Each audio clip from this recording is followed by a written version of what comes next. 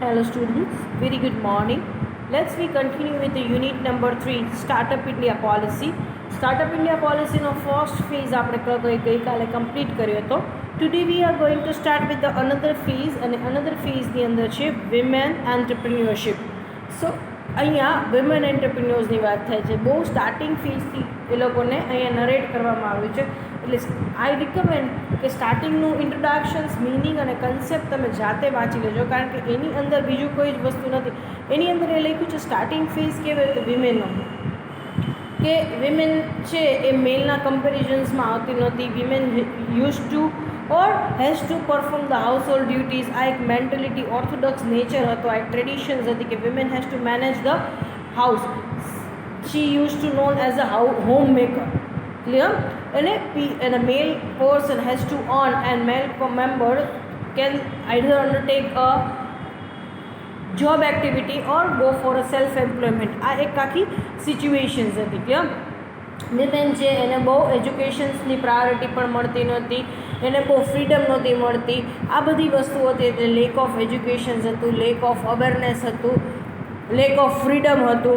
આ બધી એક સિનારીઓ હતો. પણ slowly and gradually women have started evolving their self into the business and in a self-employment or in a job. ધીમે ધીમે સિનારીઓ ચેન્જ થતો ગયો, લિટરસી રેટ વધતો ગયો, અવેરનેસ લોકોમાં વધતી ગઈ, લોકોના માઇન્ડસેટ બદલતા ગયા. એવી રીતના ધીમે ધીમે ફિમેલ મેમ્બર્સ છે they have started up with the job. એ લોકોએ જોબ સ્ટાર્ટ કરી. ધીમે ધીમે એ લોકોએ સેલ્ફ એમ્પ્લોયમેન્ટ માટે એ લોકોના બિઝનેસ નાના લેવલ ઉપર કોટેજ ઇન્ડસ્ટ્રી સ્ટાર્ટ કરી અને slowly and gradually they have make their space. Slowly and gradually લોકોએ પોતાની એક સ્પેસ બનાવી કે where they are competing with the male. કે એ લોકોએ એક પ્રૂવ કર્યું કે now there is no more glass ceiling. Glass સીલિંગનો મતલબ શું છે કે હવે એવા કોઈ પણ કામ નથી, એવા કોઈ પણ ફિલ્ડ નથી કે જ્યાં મેલ એ વસ્તુ પરફોર્મ કરી શકે અને ફિમેલ ન કરી શકે. Female also right now have the same level of education and the same level of skills and the ability to perform the things that the male can perform it. Clear? So આ એક સિનારીઓ મેં તમને આગળનો ઇન્ટ્રોડક્શન્સ અને કન્સેપ્ટનો આપેલો છે. Clear? તમે એ એકવાર રીડ કરશો તમારી રીતે. બહુ જનરલ સિનારીઓ છે, એમાં કંઈ સમજાવવા જેવું નથી, એટલે મેં ડાયરેક્ટલી વિમેન એન્ટરપ્રિન્યોરશિપના કન્સેપ્ટથી સ્ટાર્ટ કર્યું છે. Clear?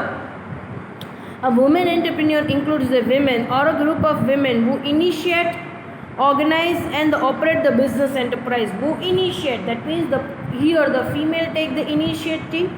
Organize, it means that female will find out the resources, acquire the resources and integrate all the resources which are required to run the business enterprise, which are required to incorporate the business enterprise and operate the business enterprise. Clear?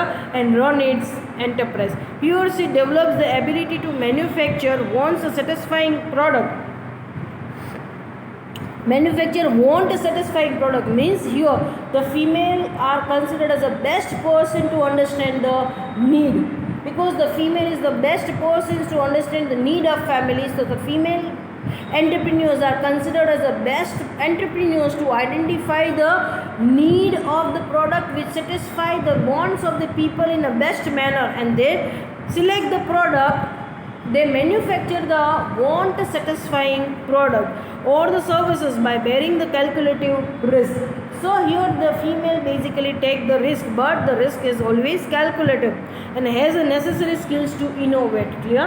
So women entrepreneurs, they basically identify the product, they basically try to manufacture the want satisfying product and take the calculative risk and basically introduce the innovative idea that basically satisfy the requirement of the society in a best manner, in a better manner. Clear? She has or developed the strong drives which keeps her motivated to work hard for the achievement of desired success.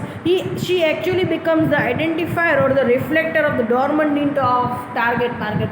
Dormant need of target market means the requirement છે પણ એ identified નથી. તમને એવું લાગે કે કાંઈક ઘટે છે, કાંઈક હજી વધી સારું હોઈ શકે, પણ એ શું એનો જવાબ તમને આપશે women entrepreneurs. Clear? Now the need causes for the women entrepreneurships. So women entrepreneurship existence માં કેવી રીતના આવ્યું એની વાત કરીએ છીએ. ચાન્સ એન્ટરપ્રિન્યોરશિપ્સ, ફોર્સ્ડ એન્ટરપ્રિન્યોરશિપ્સ અને ક્રિએટેડ એન્ટરપ્રિન્યોરશિપ્સ, આવા 3 ફેઝ આપેલા છે આની અંદર. ક્લિયર? હવે ચાન્સ એન્ટરપ્રિન્યોરશિપ્સની અંદર શું હોય છે કે ભાઈ female take up the entrepreneurship as a career without the prior preparations, goals or plan. અહીંયા એવું કંઈ હોતું નથી.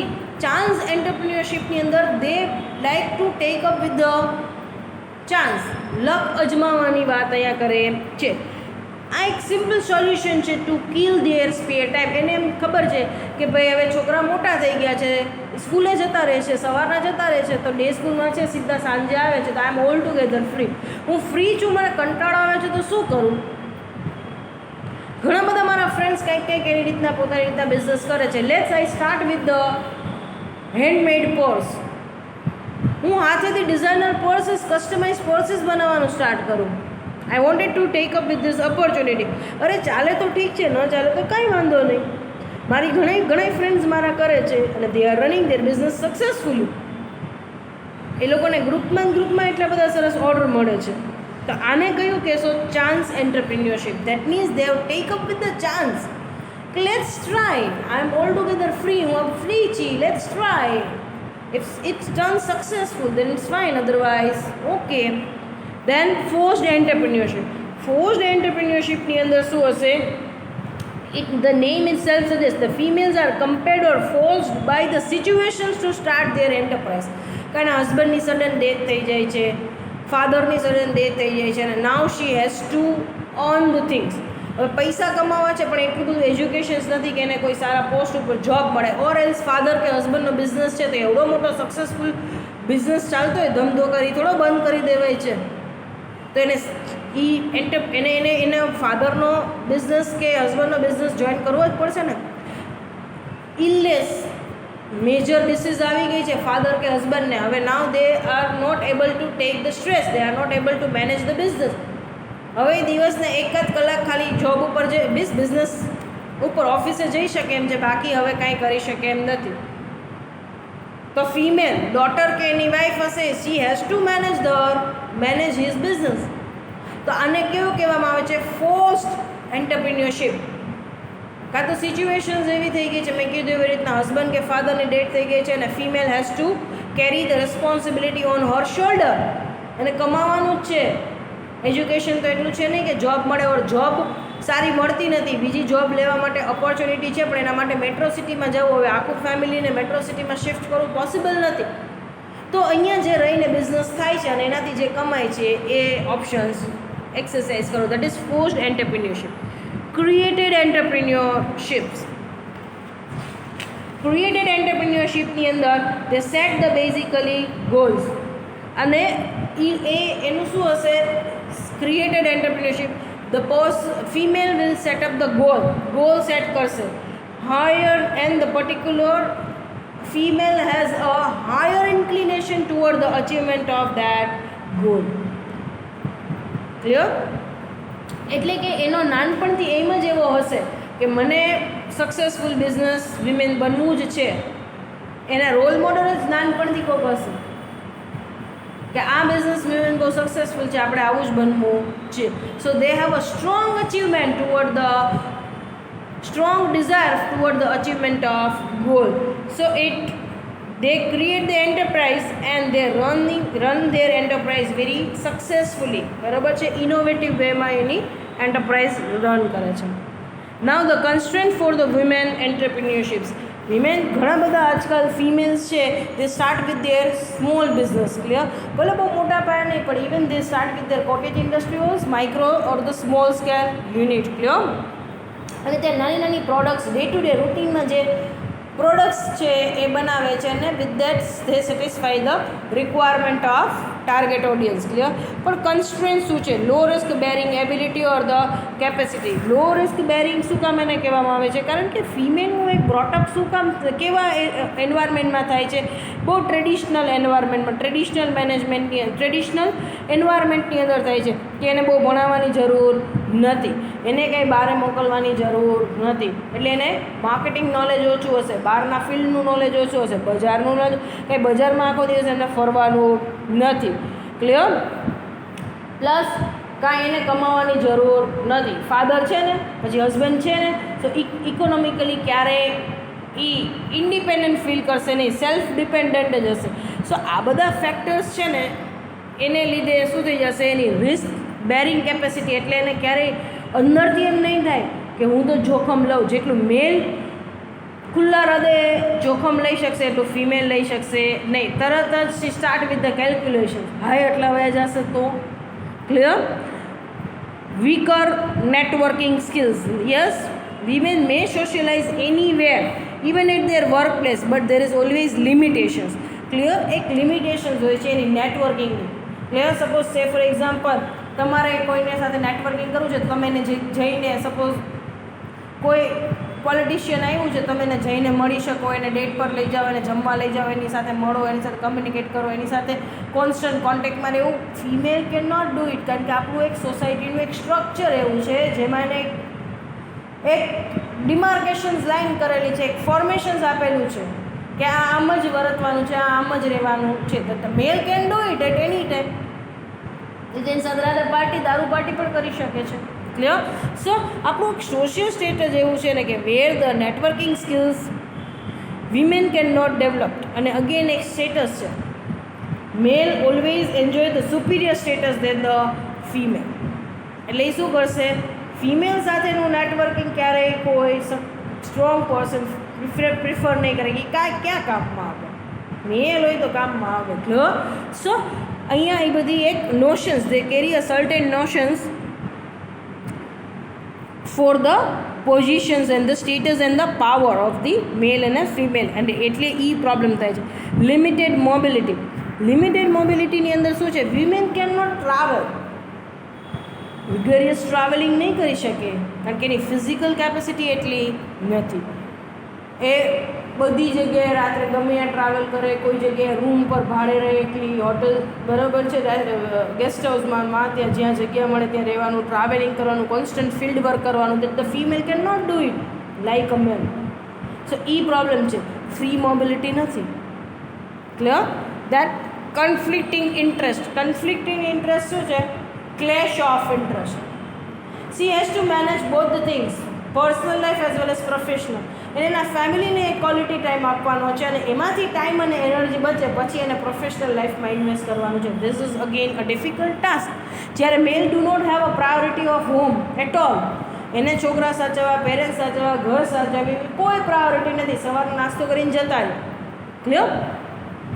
સો conflicting interest. Women always have to set the priority between two. low physical capacity. So oftenly the women experience the low energy level as compared to the male. બહુ ભારવાળી વસ્તુ ઉપાડવાની હોય તો એમ કહેશે કે ભાઈ તું રહેવા દે, ભાઈને કે ઉપાડ. Clear. They have a strong physics. Plus hormonal changes છે એ ફિમેલમાં બહુ બધા આવે છે, મેલમાં એટલા ઝડપથી આવતા નથી. સો એ બધી વસ્તુઓ છે ને, તો female experience the more exhaustive.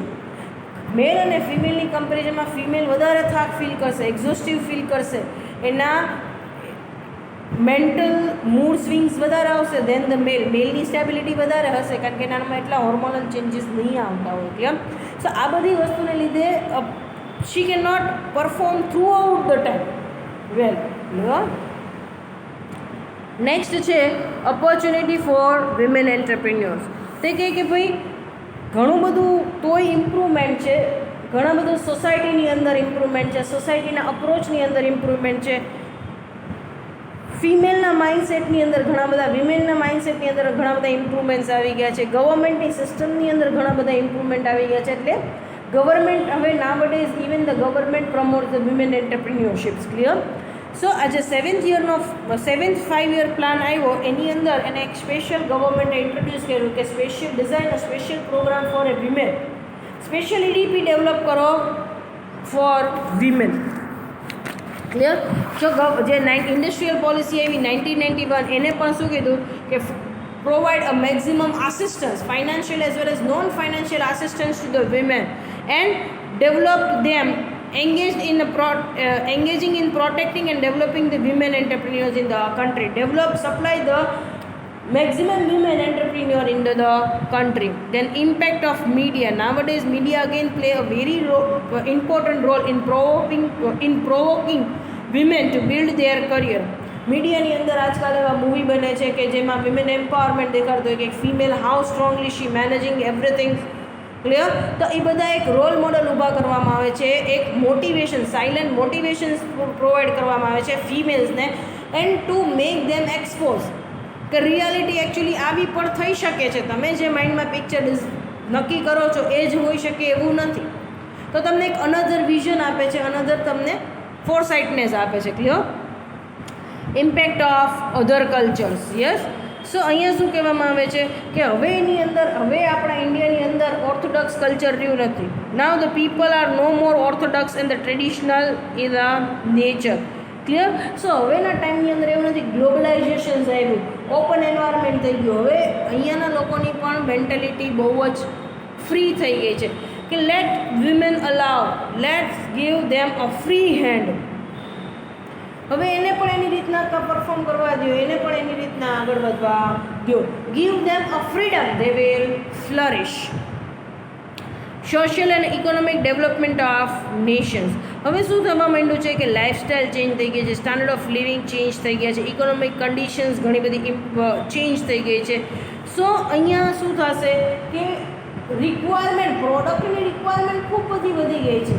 So even the female members can start with the such a kind of the product which they can produce at with the small scale industrial level. Clear? હવે requirements ખૂબ બધી વધી ગઈ છે. Clear? બધી વસ્તુઓ comfort કે બધી વસ્તુઓ કેટલી રિક્વાયરમેન્ટ છે. પહેલાંના જેવું નથી કે ઓછી વસ્તુમાં જીવન ચાલતું, હવે કેટલું બધી વસ્તુઓ છે જીવન ચલાવવા માટે. ક્લિયર?